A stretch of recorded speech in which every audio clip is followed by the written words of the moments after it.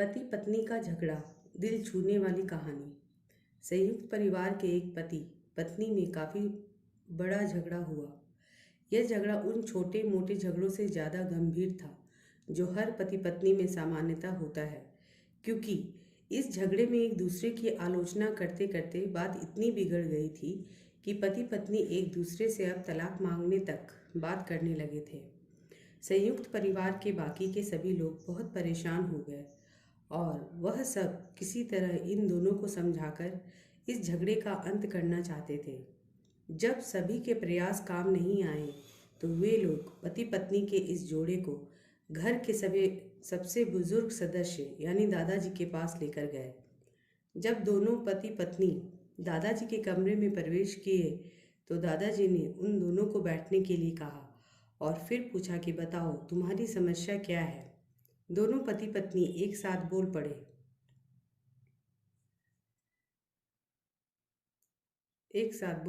और एक दूसरे पर आलोचनाओं की झड़ी लगा दी। जितनी कमियां पत्नी अपने पति में गिना रही थी, उससे ज़्यादा कमियां पति भी अपनी पत्नी में गिना रहा था और कई मिनटों तक यह सिलसिला चलता रहा।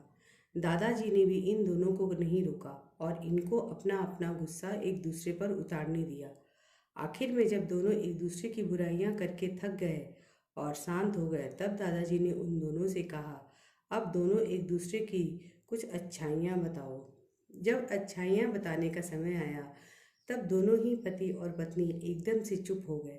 शायद गुस्से में उन्हें कुछ याद नहीं आ रहा था या फिर गुस्से की वजह से ही वह एक दूसरे की अच्छाइयाँ बताना नहीं चाहते थे। दादाजी ने यह बात भी महसूस कर ली।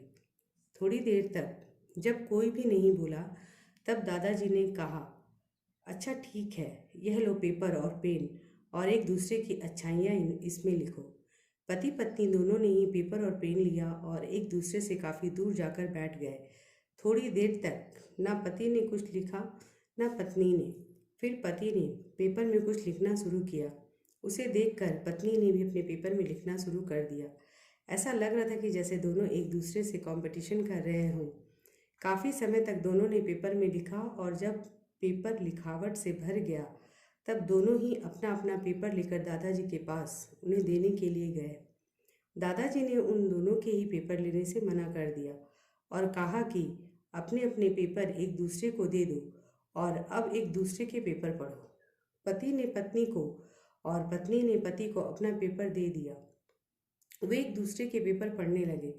थोड़ी देर बाद पति और पत्नी दोनों के ही आंखों में आंसू थे। पेपर में अपने बारे में लिखी अच्छाइयाँ पढ़कर पत्नी तो फूट फूट कर रोने लगी। पत्नी को रोता देख पति उसे चुप कराने के लिए दौड़ पड़ा और माफ़ी मांगते उसे मनाने लगा। पत्नी ने भी पत्नी की माफ़ी मांगी और माहौल ऐसा हो गया जैसे कभी कोई झगड़ा हुआ ही नहीं था। दोस्तों, कमियां और खूबियां जगत के हर इंसान में होती है। अब हमारे ऊपर होता है कि हम कमियां देखकर अपने जीवन को नर्क बना लें या खूबियां देखकर अपने जीवन को स्वर्ग बना लें।